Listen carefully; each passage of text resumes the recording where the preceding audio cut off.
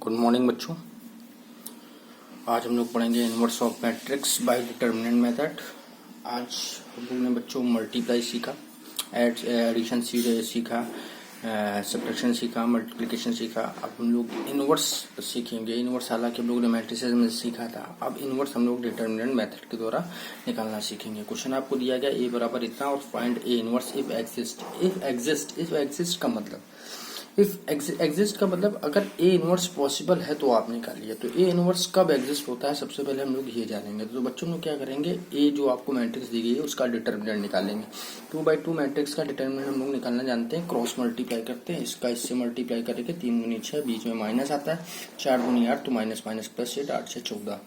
अगर ये वैल्यू अगर zero does not equal to zero, मतलब जीरो ना है, इसके अलावा कुछ भी है, तो ए इनवर्स एग्जिस्ट करेगा। और बच्चों अगर ये वैल्यू जीरो आ रही है तो ए इनवर्स एग्जिस्ट नहीं करेगा। बच्चों ये ध्यान रखिए, अगर ये वैल्यू जीरो नहीं आ रही है तो आप लिखेंगे A is non singular matrix. अगर नॉन जीरो सिंगुलर मैट्रिक्स है तो ए इनवर्स एग्जिस्ट करेगा। और अगर मान लीजिए कि ये जीरो आ जाए तो आप लिखेंगे A is singular matrix. Singular matrix में ए इनवर्स एग्जिस्ट नहीं करता है। फिर उसके बाद बच्चों हम लोग कोफैक्टर निकालेंगे। कोफैक्टर निकालना जानते हैं, 1 1 1 2 2 1 2 2 निकालेंगे। हम लोग अल्टरनेट जानते हैं, ये 1 1 है तो प्लस का होगा, ये 1 2 मतलब 3 आएगा तो माइनस होगा, ये माइनस आएगा, ये प्लस आएगा। 1 1 का मतलब पहली रो पहला कॉलम हटा दीजिए, 3 आ गया। 1 2 पहली रो दूसरा कॉलम हटा दीजिए, 4 आ जाएगा। 2 1 दूसरी रो पहला कॉलम -2 माइनस माइनस प्लस 2 हो जाएगा।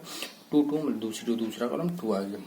फिर उसके बाद हम लोग निकालते हैं matrix made by cofactor. Matrix निकालेंगे मेड बाई कोफैक्टर, उसका नाम मैंने बी दे दिया। 1 1 1 2 2 1 2 2 पूरी मैट्रिक्स हम लोग लिख लेंगे, एलिमेंट जो भी आए हैं। फिर उसके बाद हम लोग बच्चे निकालते हैं एडजॉइंट ए। एडजॉइंट ए बराबर बी डैश, इसका डैश निकाल लेते हैं। फिर ए इनवर्स की ओर बढ़ते हैं और ए इनवर्स होता है 1/mod A of adjoint A. तो 1/mod ए बोल रहे हैं, डिटरमिनेंट ए की वैल्यू 14 है और एडजॉइंट ए की वैल्यू मैंने ये निकाली, ये रख दी, ये आपका ए इनवर्स आ गया। बच्चों आपने एडजॉइंट ए तक का सीखा हुआ है, इसलिए मैंने जल्दी में बताया।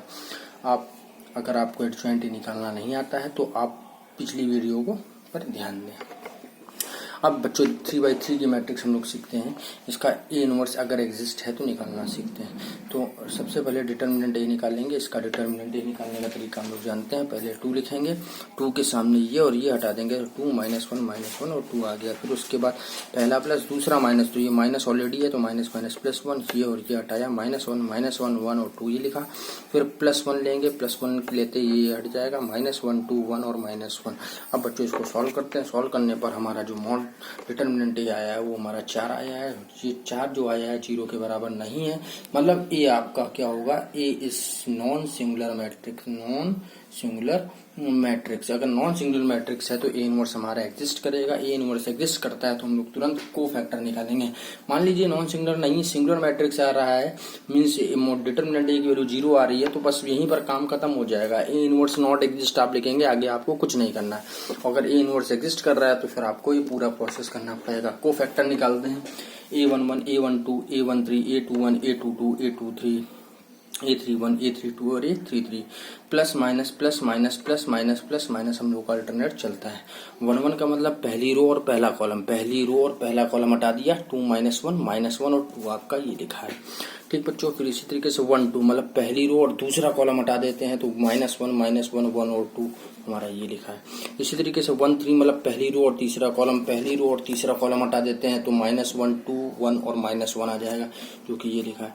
ऐसे ही बच्चों 2 1 2 2 2 3 सब हम लोग निकालेंगे।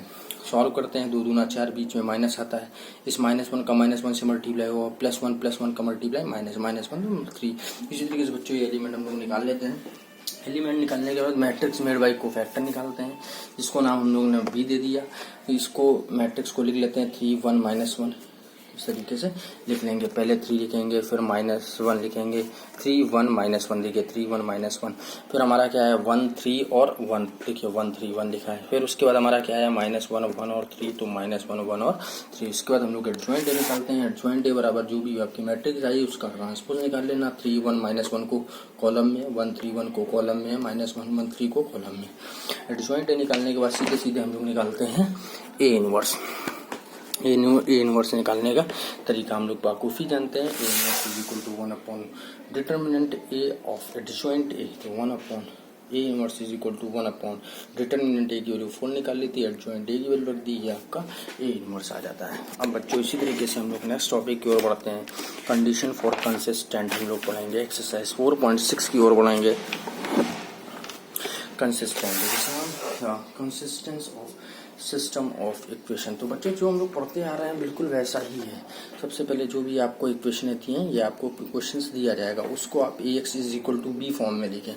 ए का मतलब होता है जो एक्स वाई जेड के कोफिशिएंट होते हैं उनको लिखा जाता है। यहाँ पर 1 2 देखिए 1 2, फिर 2 3 2 3, फिर यहाँ पर एक्स एक्स मतलब जो वेरिएबल चल रहे हैं, वेरिएबल क्या चल रहा है एक्स वाई, तो एक्स वाई लिखा है, और बी की जगह ये आपके कॉन्स्टेंट एलिमेंट रख दिए जाते हैं। और इसके बाद हम लोग नाउ ए को उठाते हैं, ए की जो भी वैल्यू है उसका डिटर्मिनेंट ए निकालते हैं, डिटर्मिनेंट ए की वैल्यू निकालते हैं। डिटर्मिनेंट ए की वैल्यू निकालने पर हमें क्या मिला, 3 एकम 3 -4 -1 आया, डज नॉट इक्वल टू 0। तो बच्चों हम लोग को consistency of system of equation निकालना है। तो कंसिस्टेंस का मतलब क्या हुआ कि अगर ये 0 आता है तो इनकंसिस्टेंट होगा, और अगर 0 नहीं आता है तो कंसिस्टेंट हमारा माना जाएगा। तो लिखेंगे A inverse non singular matrix, मतलब अगर 0 नहीं आ रहा है तो नॉन सिंगुलर है, 0 आ रहा है तो सिंगुलर मैट्रिक्स है, देन ए इनवर्स एग्जिस्ट होगा, सिस्टम ऑफ इक्वेशन कंसिस्टेंट कहलाएगा। इसी तरीके से बच्चों 3/3 की मैट्रिक्स हम लोग उठाते हैं, ये आपको दिया गया है। सबसे पहले ए एक्स बराबर बी फॉर्म में हम लोग लिखते हैं, ए की वैल्यू लिखते हैं 1 2 ए,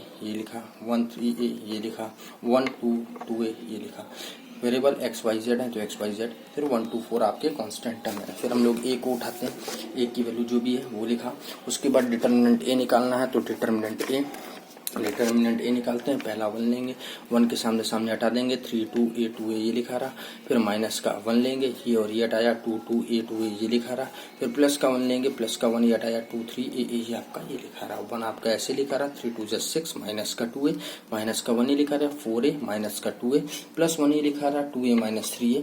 अब बच्चों इसको सॉल्व करते हैं, ये 4 आएगा, 4 इंटू 1 4a आ जाएगा, यहाँ पर 2a आएगा, 2a इंटू 1 2a आ जाएगा, यहाँ पर माइनस का a आएगा, -1 a का मल्टीप्लाई 1 से करेंगे माइनस का ए। अब इसको सॉल्व कर लेते हैं, 4a minus 3a date is a.